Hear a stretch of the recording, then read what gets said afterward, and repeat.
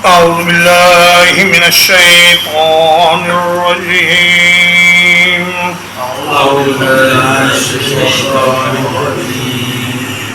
فأذاقهم الله الخزي تو اللہ نے انہیں چکھائی رسوائی فی الحیات الدنیا دنیا کی زندگی میں وَلَعَذَابُ الْآخِرَةِ أَكْبَرُ اور یقیناً آخرت کا عذاب بہت بڑا ہے لَوْ كَانُوا يَعْلَمُونَ کاش کہ وہ جانتے ہوتے اللہ تبارک و تعالی نے اس سے پچھلی آیت کریمہ میں یہ فرمایا تھا کذب الذین من قبلہم فأتاہم العذاب من حیث لا یشعرون کہ پہلے لوگوں نے انبیاء کو جھٹلایا تو انہیں ایسی جگہ سے عذاب آیا جہاں سے انہیں گمان بھی نہ تھا کسی کو تو زلزلے نے آ پکڑا اور اس کے مکان کی چھتیں اس کے اوپر گر گئیں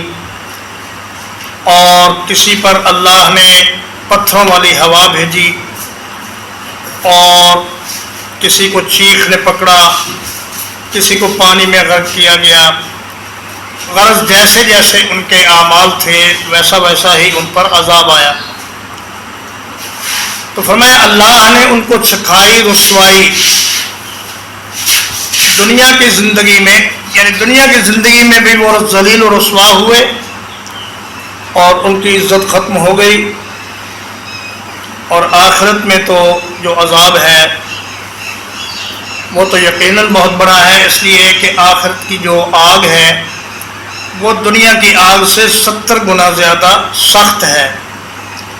اور پھر دنیا کا عذاب یہ تو ختم ہو جانے والی چیز ہے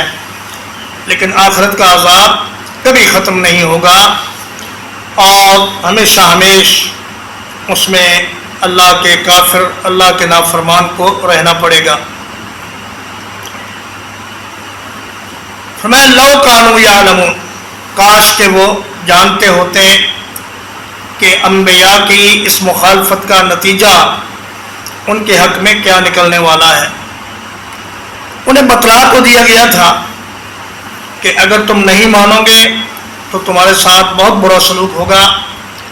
لیکن جاننے کے باوجود اگر کوئی نافرمانی کرے تو پھر یہ علم نہیں یہ جہالت ہے علم وہ ہے جو انسان کو عمل پہ آمادہ کرے اگر عمل پہ آمادہ کرنے والا علم کسی کے پاس نہیں ہے تو وہ شخص عالم نہیں وہ پرلے درجے کا جاہل ہے چاہے اس نے کتنی ہی کتابیں پڑھی ہوئی ہوں اور چاہے اس نے کتنی ہی جماعتیں اور کلاسیں پڑھی ہوئی ہوں وَلَقَدْ ضَرَبْنَا لِلنَّاسِ اور بلا شبہ یقیناً ہم نے بیان کی ہیں لوگوں کے لیے فی ھذا القرآن اس قرآن مجید میں من کل مثل ہر ایک مثال لعلہم یتذکرون تاکہ وہ نصیحت حاصل کریں قرآن اس میں مفعول ہے یعنی ایسی کتاب جو بہت زیادہ پڑھی جاتی ہے فرمایا ہم نے اس میں انسانوں کے لیے بے شمار مثالیں بیان کی ہیں اس لیے کہ مثال سے بات جلدی سمجھ آ جاتی ہے اور یہ تمہید ہے اس مثال کی جو اگلی آیت میں آ رہی ہے فرمایا یہ مثالیں انسان ان پر اگر غور و فکر کرے تو یہ اس کی ہدایت کے لیے کافی ہیں لعلہم یتذکرون تاکہ لوگ ان مثالوں پر غور کریں اور نصیحت حاصل کریں قرآنً عربیًّا، قرآن جو بہت واضح ہے، غیر ذی عوج، جس میں کوئی ٹیڑھ نہیں ہے، لعلہم یتقون، تاکہ وہ برے انجام سے بچ سکیں۔ فرمایا یہ قرآن عربی زبان میں ہے جو بہت ہی واضح اور بہت ہی فصیح اور بہت ہی بلیغ زبان ہے، اور قرآن مجید کے مخاطب، اولین مخاطب جو عرب تھے، قرآن مجید کو انہی کی زبان میں نازل کیا گیا، اور باقی قوموں کے لیے یہ حکم ہوا کہ وہ اس قرآن مجید کو سمجھنے کے لیے یا تو اس کا ترجمہ کر لیں اور یا کسی سے سیکھ لیں کہ اس کا مطلب کیا ہے۔ قرآن مجید کو پڑھنے کا مقصد انسان کے سامنے یہ ہونا چاہیے کہ وہ اللہ کی نافرمانی سے بچ سکے، اللہ کے عذاب سے بچ سکے اور برے انجام سے بچ سکے۔ ضرب اللہ مثلا رجلا، اللہ تعالیٰ نے ایک شخص کی مثال بیان کی، فیہ شرکاء متشاکسون، اس کی ملکیت میں کئی حصے دار ہیں جو باہم جھگڑنے والے ہیں، وَرَجُلًا سَلَمًا لِرَجُلٍ، اور ایک دوسرے شخص کی جو سارے کا سارا ایک شخص کا ہے، هَلْ يَسْتَوِيَانِ مَثَلًا، کیا یہ دونوں مثال میں برابر ہو سکتے ہیں؟ الحمدللہ، سب تعریفیں اللہ کے لیے ہیں،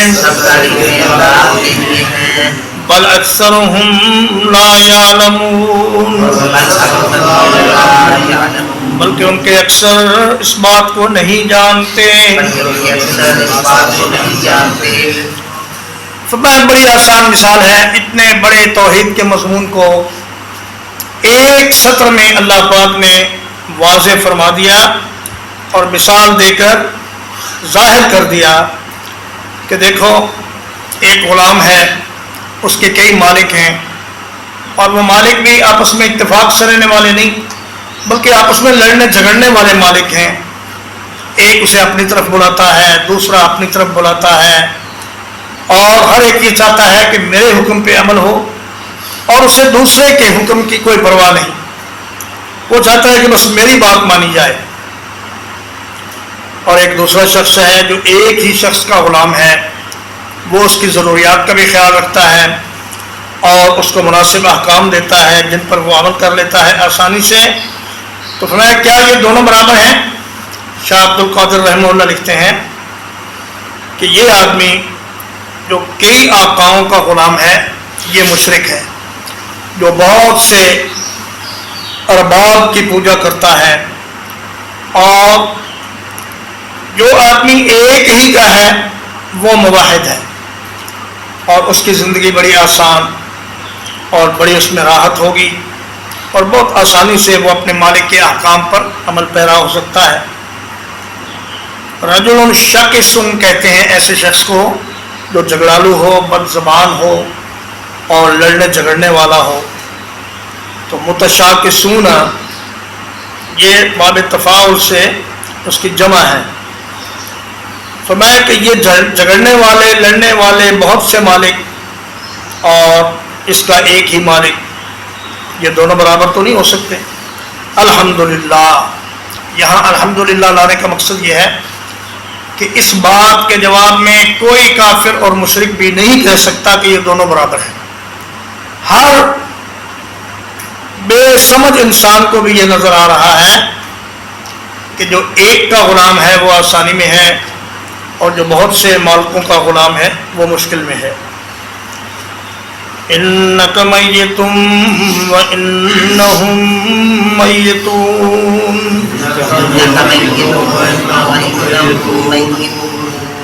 یقیناً آپ بھی مرنے والے ہیں اور بلا شبہ وہ بھی مرنے والے ہیں.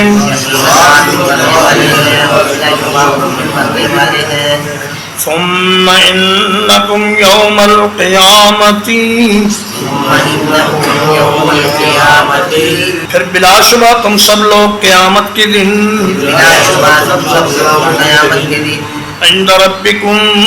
تختصمون اپنے رب کے پاس جھگڑا کرنے والے ہوں. فرمایا اے میرے حبیب آپ کو بھی موت آئے گی اور ان کو بھی موت آئے گی، لیکن آپ کی جو موت ہے وہ آپ کے لیے وعدہ اور بشارت ہے کہ آپ کی موت سے دنیا کی ساری تکلیفیں اور ساری مشقتیں ختم ہو جائیں گی اور آپ اللہ کی جنت کی طرف روانہ ہو جائیں گے. اور ان کی جو موت ہے وہ ان کا راحت و آرام چھیننے کے لیے آئے گی اور انہیں بہت برے عذاب میں مبتلا کرنے کے لیے آئے گی. اللہ پاک چاہتے تو متوفا کا لفظ بھی اختیار کر سکتے تھے،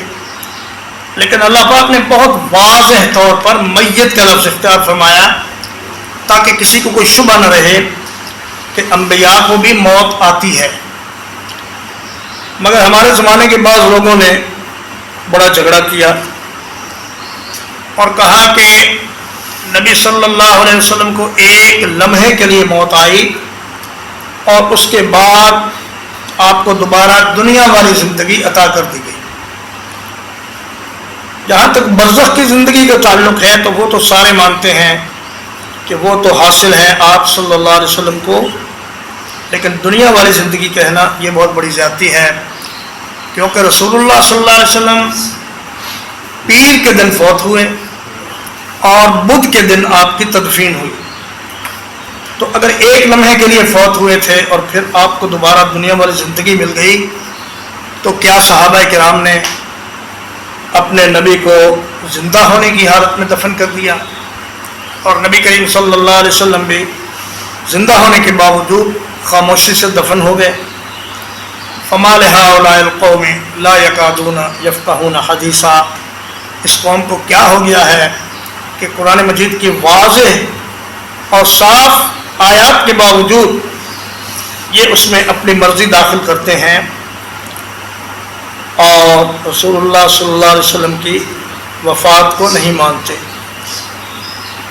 فرمایا ثم انکم یوم القیامت عند ربکم تختصمون، پھر قیامت کے دن تم اللہ کے سامنے جھگڑا کرو گے. یہ جھگڑا مشرکین اور نبی صلی اللہ علیہ وسلم کے درمیان ہوگا. مشرکین کہیں گے واللہ ربنا ما کنا مشرکین، قسمیں کھائیں گے ہم تو مشرک تھے ہی نہیں. اور نبی صلی اللہ علیہ وسلم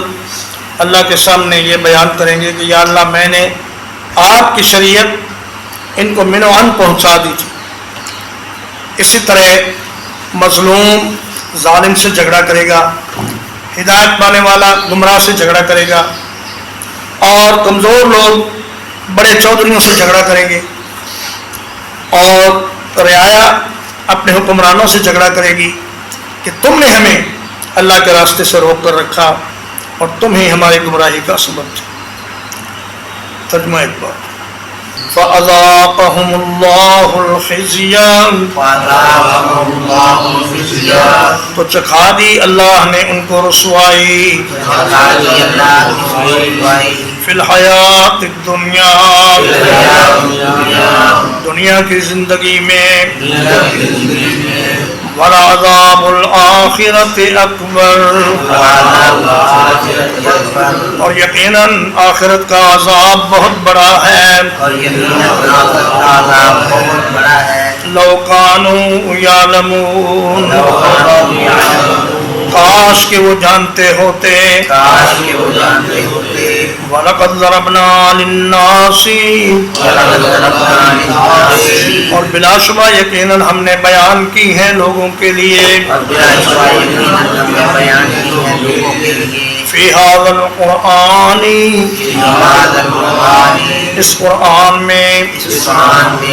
من کل مثل، ہر قسم کی مثالیں، لعلہم یتذکرون، تاکہ وہ نصیحت حاصل کریں، قرآناً عربیاً، قرآن جو عربی زبان میں ہے، غیر ذی عوج، اس میں کوئی کجی نہیں ہے، لعلہم یتقون، تاکہ وہ بچ سکیں، ضرب اللہ مثلا رجلا،